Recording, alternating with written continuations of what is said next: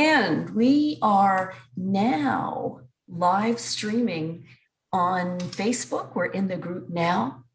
So I want to thank you, Jule Anne, for coming in. And I'm going to introduce Jule Anne in a minute, so you'll get to meet her and find out a little bit more about, who is this woman anyway? And but I'd like to thank you for coming in. If you're coming in live into our group, then yes, say hello, write a comment, and and also let me know where you're from. The city or the country you're from. I love to find out, where people are dialing in from, and being with us here live. Now, I want you to know too that as we're going through the interview, ask questions. So type in your questions, and then Jule Anne and I, afterwards, we're going to go in and we will answer your questions. So feel free at any time. So welcome. I'm glad you could make it. So this interview here, I'm interviewing Jule Anne. She is a participant in the Woman Beat Your Drum program.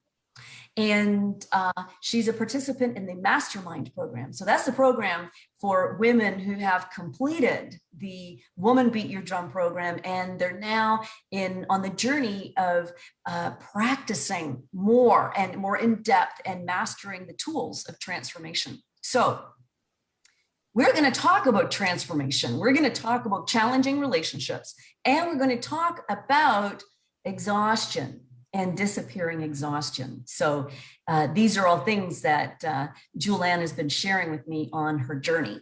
And so, and also, I know I've been sharing in the Facebook group that Jule Anne, you probably have seen this, is so you got some news. We're not going to spread it just yet, okay? And when I first heard the news, I was like, oh my God, now we can't do the interview. And then I thought, of course, this is, yes. So, but we'll just hold off on that for a little bit. So I'm just piquing people's interest and letting them know that life goes how it goes. And that is all, it's exciting, and it's all part of transformation. So firstly, Jule Anne, would you introduce yourself and just let people know a little bit about what you do? I am by day a credit manager running an accounts receivable department. And whenever I can, I'm an artist, a fluid artist. And the pictures behind you are examples of some of your work? Yes, they are. And I now run classes for people. They come, and, the best part about that is hearing the giggling, the release of stress, and seeing grown women going, oh, I'm excited. I'm so excited. No, you go first. And it's a beautiful thing. I love it. Jule Anne, you've got courses. I do.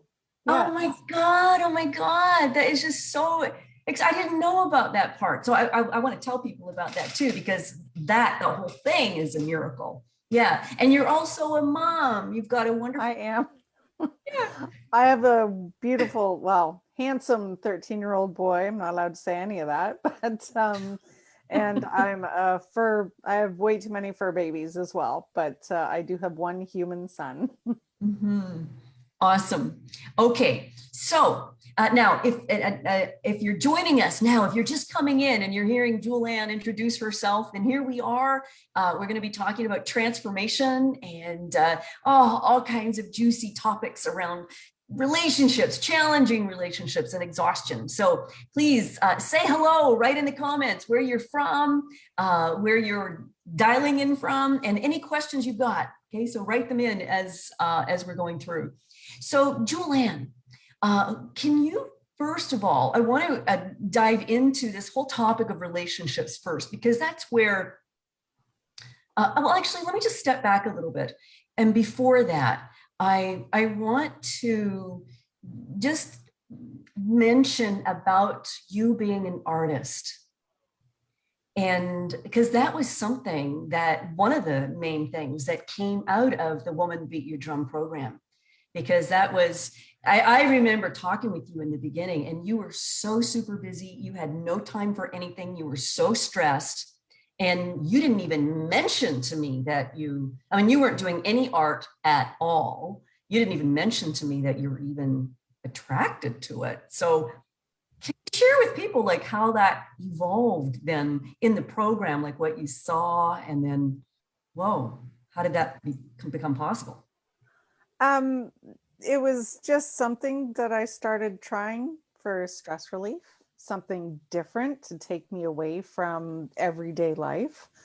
And at first, I was doing it in the kitchen, making a big mess on the table the cats eat on. They didn't appreciate that. And it went from there. I couldn't stop. And I loved it. And then people were loving my paintings. And then some of them wanted to buy them. And then I wanted to do bigger pieces, and I couldn't do that in my kitchen. And it evolved that I ended up renting a studio, which never ever would have happened in my life, in my mind. And it just came about, and I went for it.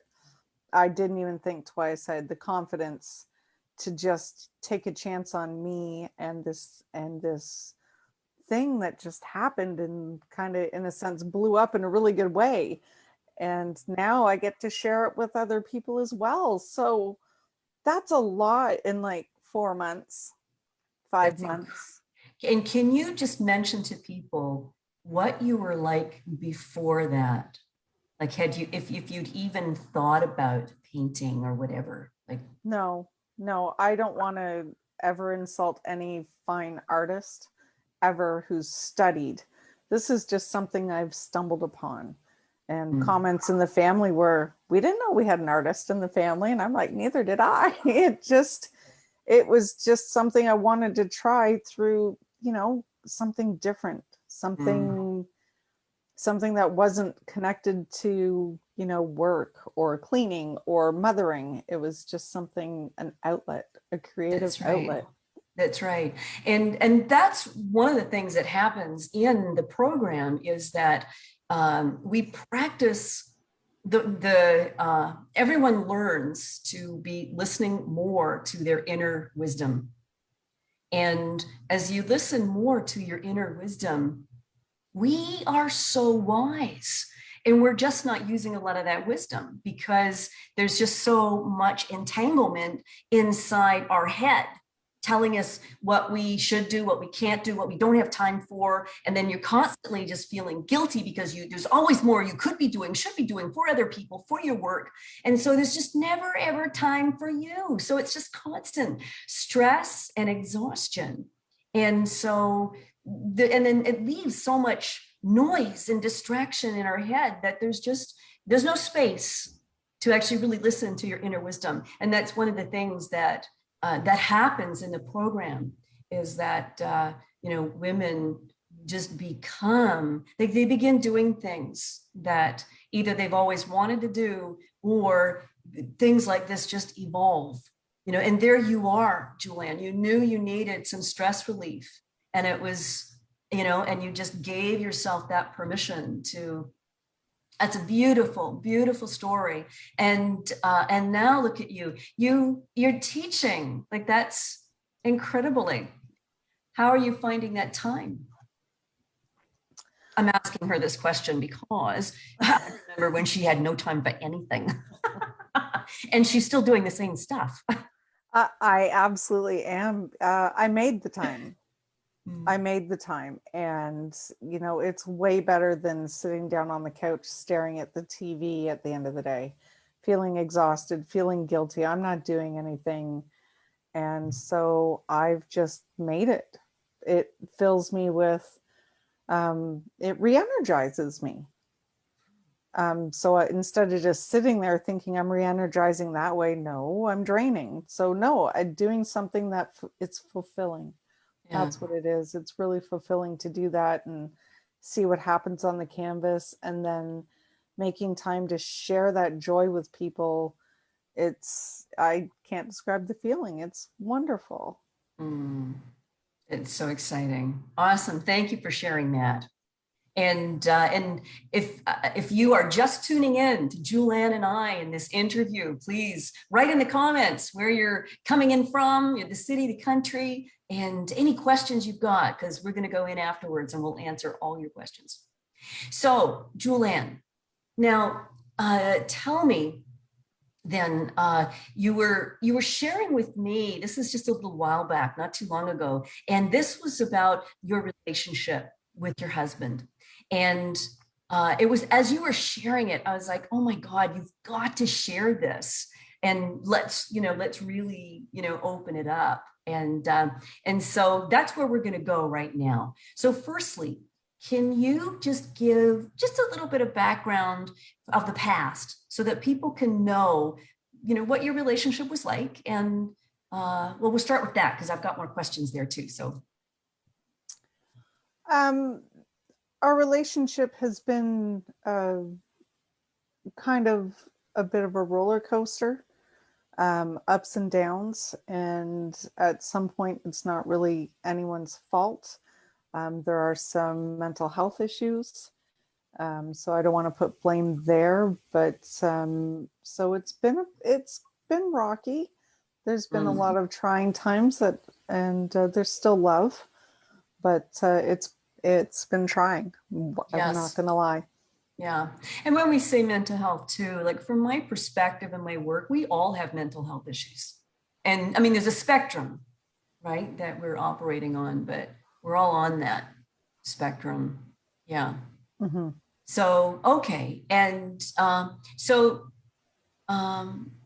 can you give an example of the kind of challenge that you experienced? And also too, and I like that you're saying that there's no blaming here, because there isn't. You were a full participant in that. And that's one of the things that, as we come to realize that we are a full participant in whatever dance is going on, the person, they're just doing their thing. We all have wounds. And we're all operating from those wounds until we begin doing transformation work and we begin distinguishing, oh, for heaven's sake, look at the, I'm actually inviting that in. I'm actually creating the other person being that way. Oh gosh. And you start being differently. You start actually being more authentic to yourself, right? And then you got to deal with your dance partners who've been, who you've been doing the nasty tango version with, right? Yeah. So just if you can give an example maybe of the kind of tangled tango you used to be caught up in.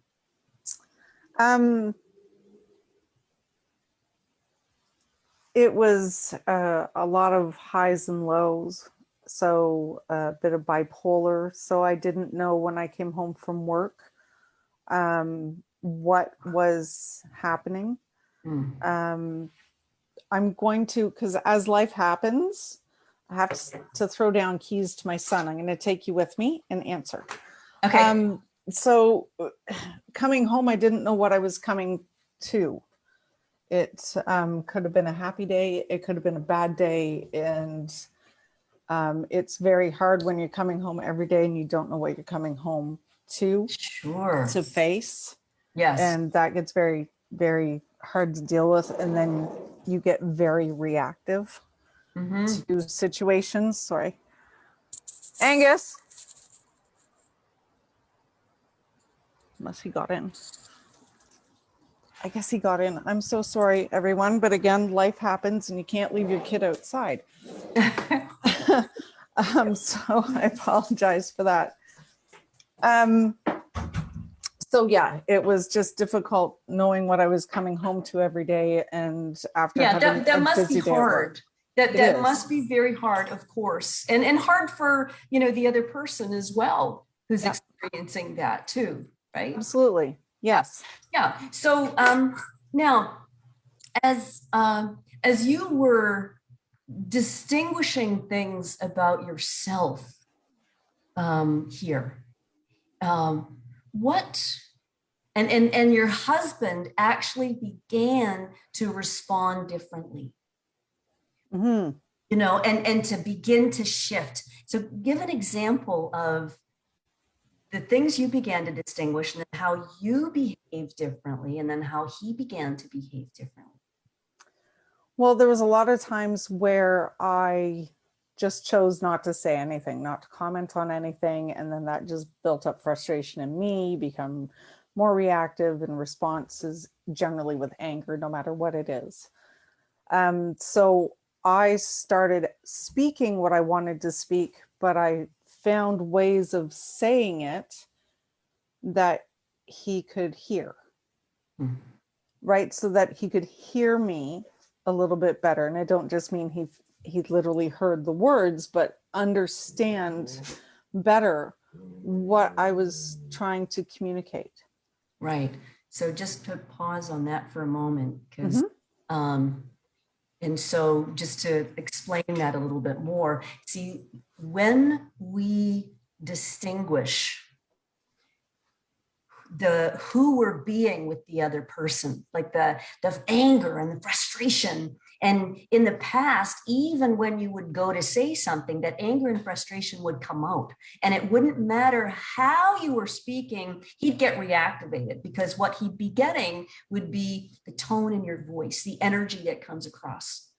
But when you start distinguishing the thoughts you have that make you frustrated and make you angry, and you begin to disappear those thoughts, like undo them, space then is created for you to then use more your inner wisdom to then speak out. So you noticed in your not speaking out, in your not speaking your needs, that you would then suppress that, get frustrated and angry. And then when you finally did, he'd get a blast. And so it was actually interrupting that pattern for you. And you would have had to overcome some stuff to then speak out, overcome, oh God, he's going to get upset. Oh my, all that. But actually realizing, because you were coming from a different place inside yourself, there wasn't that anger and frustration already built up. You came from a different place. He was able to hear. Okay, good. I wanted to just explain that with people. So go on with the story. Where was I in the story? So you were then able to speak in right. a way that he could hear, and you started speaking out. Absolutely. So it would we had better discussions, calmer discussions, and I finally felt heard. Right? I finally felt that I was not holding so much inside. Right? Because instead of sitting there grumbling in the back of my head, well, me, no, I'm not grumbling inside. I'm thinking about it. I'm putting it out there reasonably for a discussion. And therefore, I'm not holding myself back from saying what I feel needs to be said. And also checking, is this something that needs to be said? Because sometimes it would just be me griping about something that probably really wasn't a big deal. So is it worth it? Right? And when it was worth it, instead of holding back, I would speak it. And then if it wasn't worth it, I had to adjust in my own mind, because that was just me. I don't like this. Well, then change it. You don't have to push that onto other people. I can change it. So I could do that. Wow. That is so powerful. You've just described like the workings inside your mind of creating a whole new set of new habits of thinking, of speaking out your needs, and then even bringing that consciousness inside, checking in, do I need to say that one last thing? That in the past, when you were triggered, it would have quickly come out of your mouth, right? But when you've got that consciousness, when you are actually, because you're calm, because you're speaking your needs, there's that, your inner wisdom is just naturally right there. And then he began responding in a way that you actually felt heard. And that's huge, to feel heard in a relationship where for quite some time you haven't. Yeah. Absolutely. Wow. So Now things shifted in your relationship. And just before we go here, I want to just welcome people who are just coming in to the call now. So if you are just coming in now, please say hello and let us know that you're here, and also let us know where you're coming in from, the city, country, wherever. If you've got any questions along the way, please write them in, and Jule Anne and I will answer them. So, okay.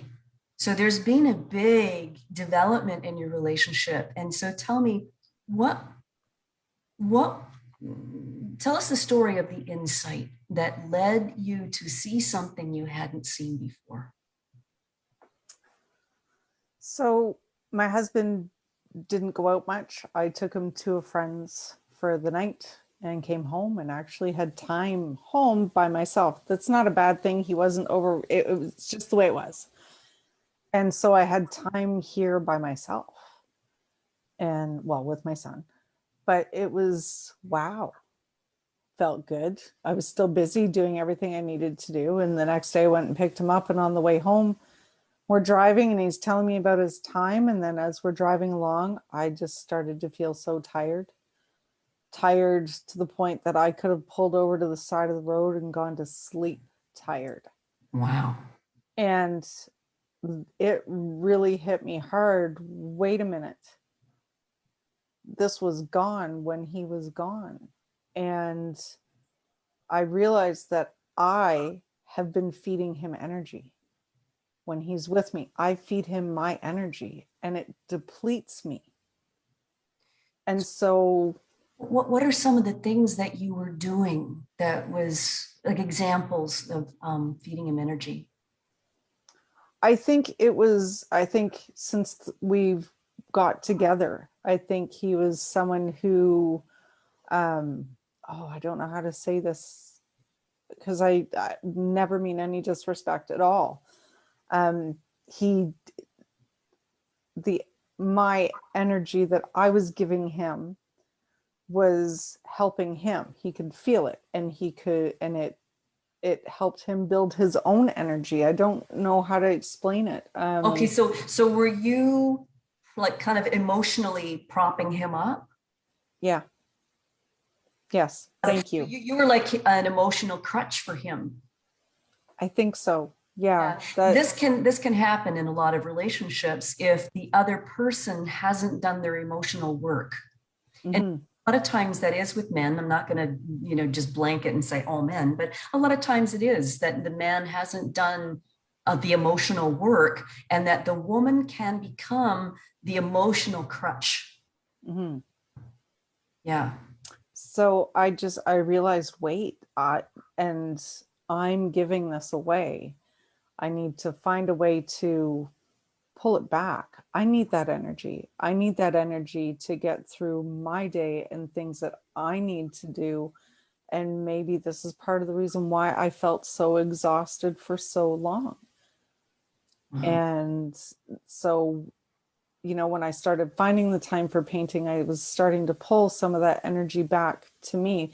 None of this is conscious. Please know that this isn't a conscious thing. I'll send love and light many times to many people. And that's me choosing to do it. But there's an unconscious connection I believe you can have with someone, and you unconsciously just feed them what you need. Yeah, so consider what you're pointing to there, Jule Anne. They're old habits. They're habits, particularly women are trained in. And, so women are trained to take care of other people first, and to make sure that everyone else is sorted and happy, and, and put our own needs aside or last. And so we're not born that way. That's what, my other little course, Love Yourself to Pieces, is all about. Is that, we're born babies. You just look at a little baby and it's just love. And we all were there. We're in relationship with ourselves then. We're just love. And then we get taught to not be in relationship with ourselves. We, as women, we're told it's selfish to put your needs first. It's, So you end up putting yourself at the end of the line. Very true. So there you are. Then you realize that you were uh, uh,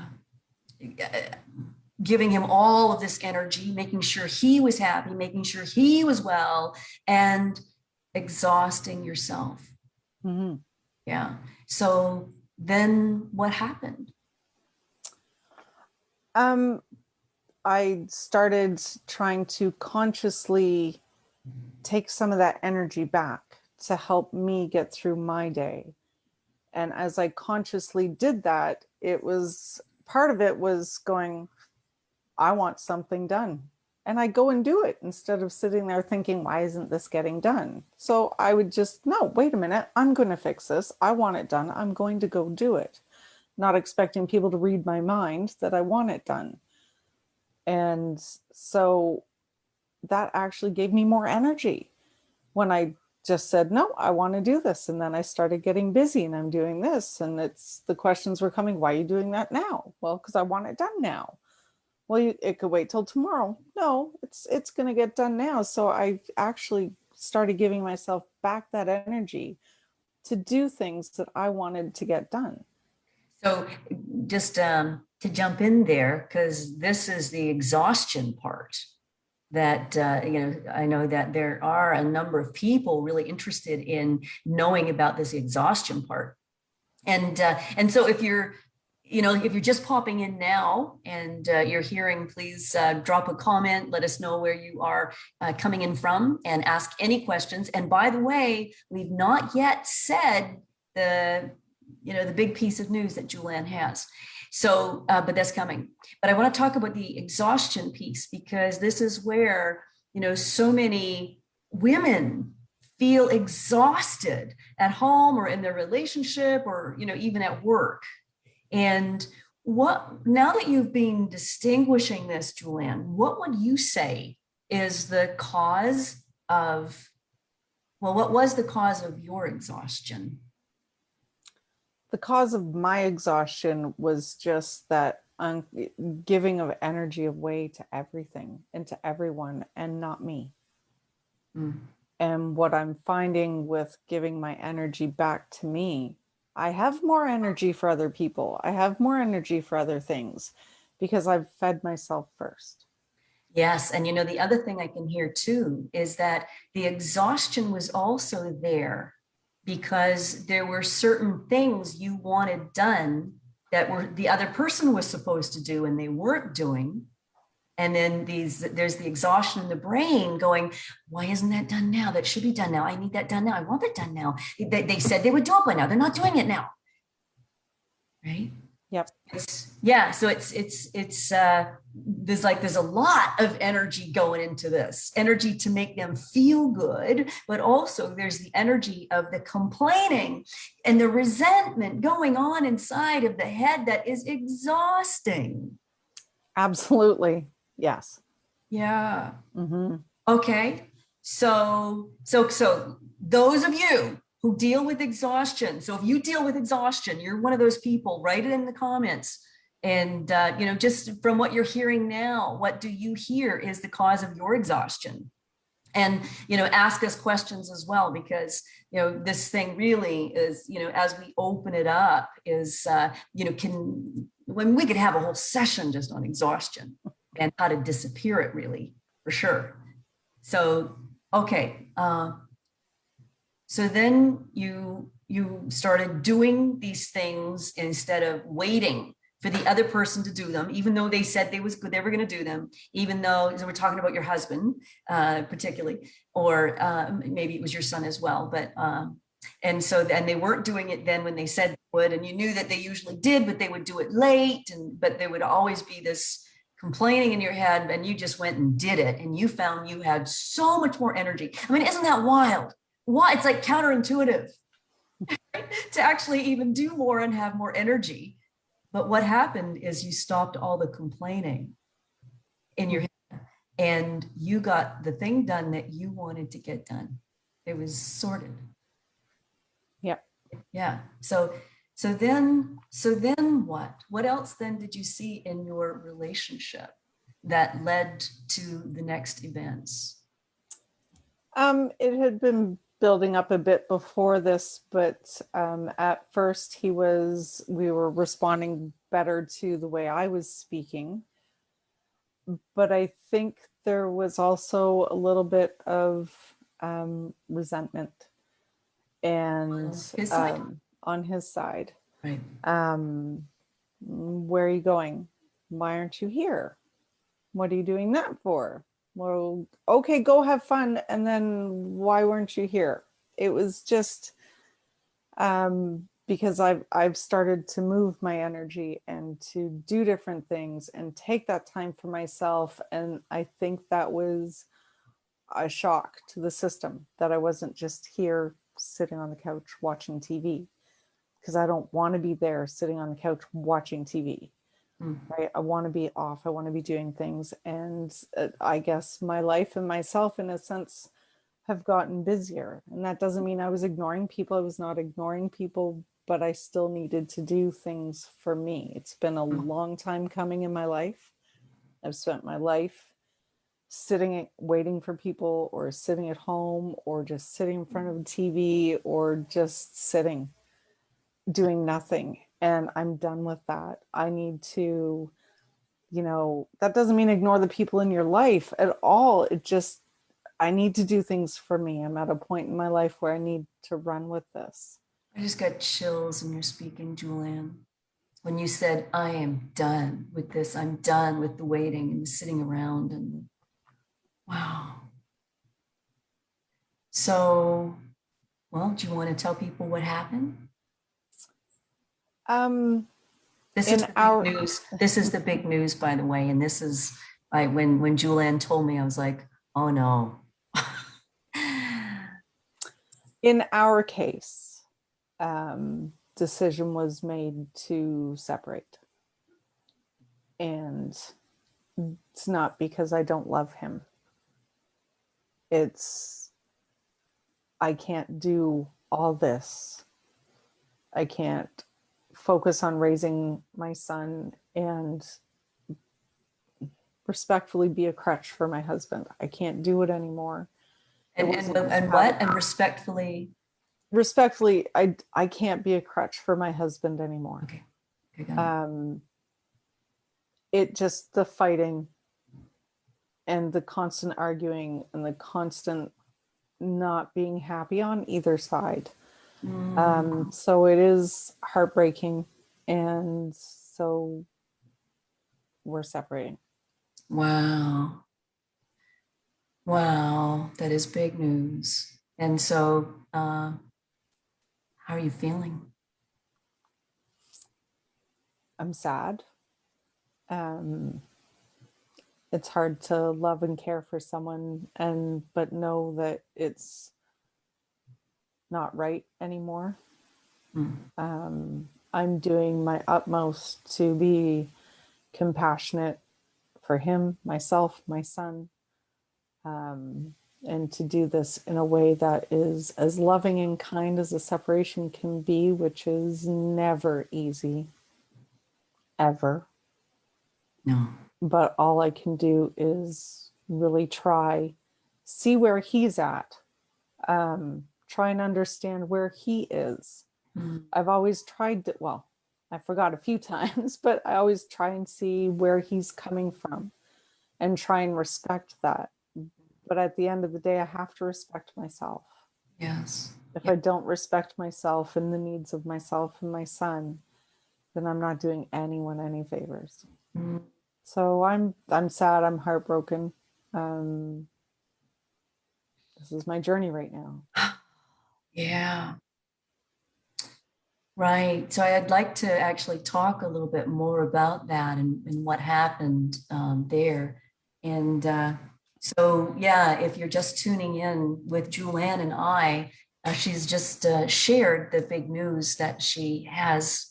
And yeah, so this is what can happen. Okay. I mean, clearly there's a lot of separations and things like that anyway. But what I want to point out here is this, is with transformation, when we begin clearing the clutter from our mind of old habit patterns that have been unconsciously driving us to put our needs last, to be an emotional crutch for other people, to hold yourself back, to not express who you are, and all of these, to not be confident, and all of that. When you start clearing the entanglement in your mind, what happens is you begin to create new habits which actually feel more aligned with who you really are. When we have those moments when, I can remember many, many years ago, I would have moments when I would really feel fake. I would be at a party or something, and I'd be trying desperately to try and be who I am, because on the odd moment, in my 20s, when I would feel like I was real, I love those moments, because then I would feel confident. But for the most part, I didn't. I felt insecure and not very confident, and like I didn't belong. And so I was constantly trying to be the person I thought I should be, the one that people would like. And so there was always the feeling fake, and that's what we do. It went until we realize we don't have to.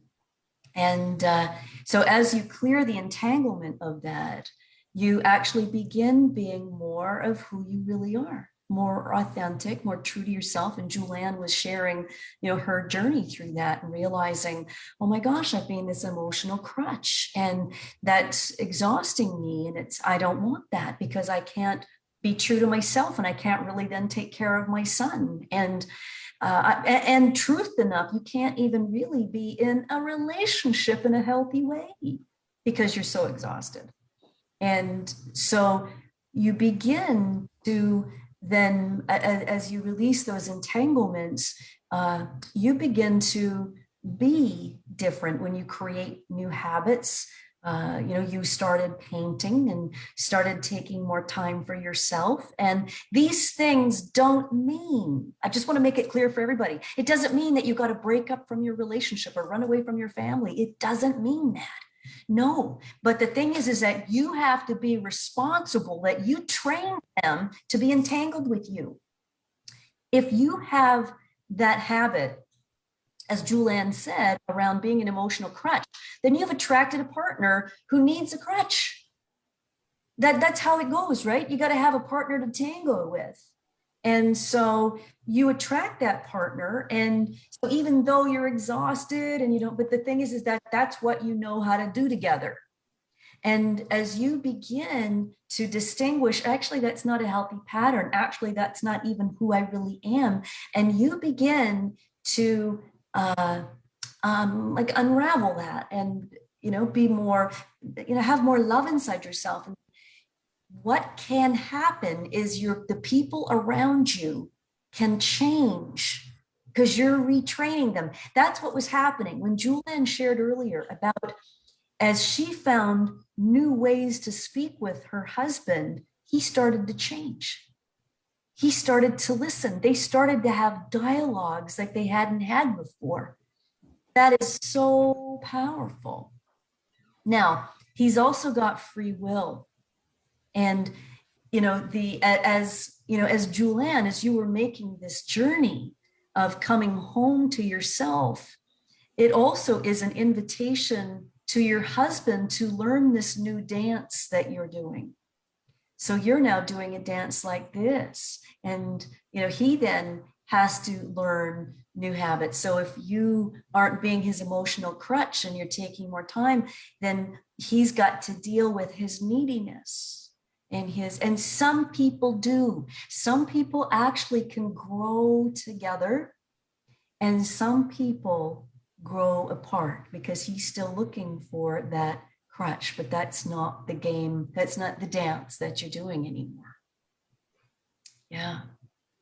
So it's really powerful to get that it when you transform your life and who you are, it's not about leaving everybody and running away, but it's about taking responsibility for who you really are and listening to that inner wisdom and allowing yourself to do your new dance. And well, in the work, in the transformation work that we do, in the Woman Beat Your Drum and in the Mastermind program, you actually find ways in working with your inner wisdom to communicate more powerfully and more effectively so that that other person can feel your compassion and that a new dance can happen.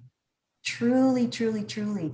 I'm thinking actually of another client who she started the Woman Beat Your Drum program. She was sure she was going to leave her partner. Like she just didn't have the confidence to do it. And then by the end of the program, they were stronger than ever because the reason of the struggle was because she wasn't standing up for herself and he was getting so frustrated with her not speaking out. And she started speaking out. So it's, these things go the way that they go. Yeah.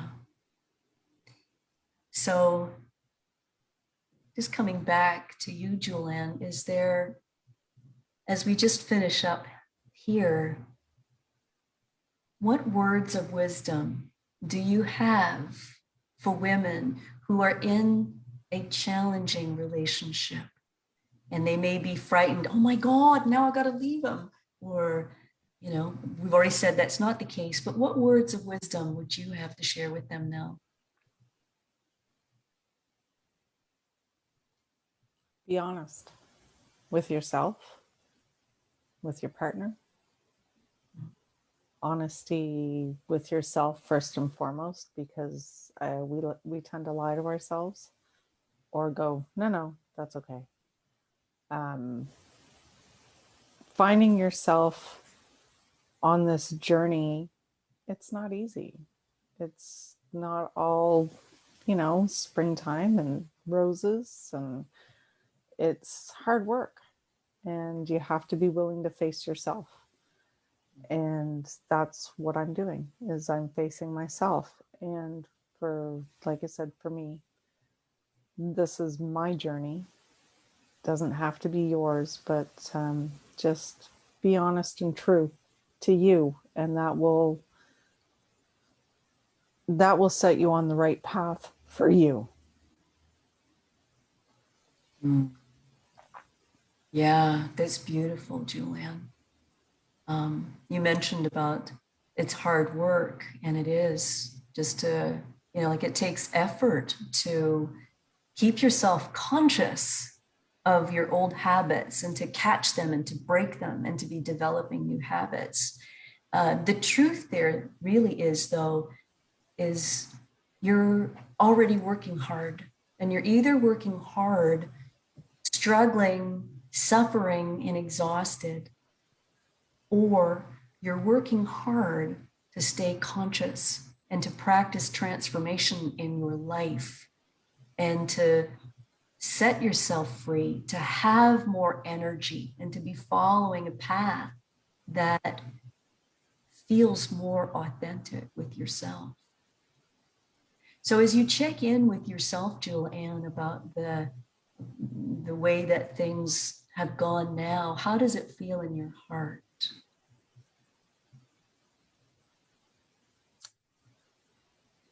It feels right, but it's still very fresh. There's grieving to be done. Yes. Because this is very, very new. Yes.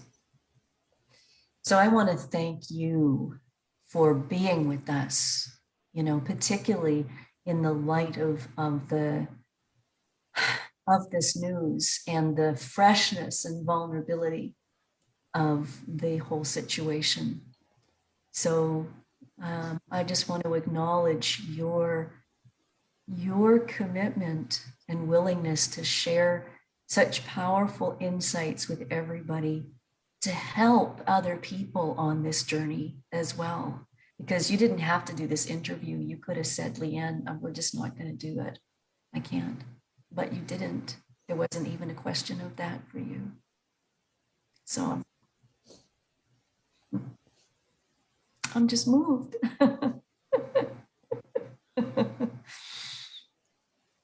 Mm.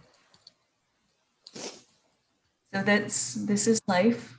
It's good to cry together as we journey together. So stay tuned. We're going to say goodbye together, and then we'll pop out. And so if you are here joining us live, then you'll have heard the story. If you haven't yet, please write in the comments where you're coming in from. Please write any questions. We're going to go in and respond to those questions. And thank you so much for being with us here, for listening to these beautiful insights and wisdom that Jule Anne has to share. So thank you for being with us, and stay tuned, and I'll see you later. Jule Anne, thank you so much again. You're welcome. Thanks, Leanne. You're welcome.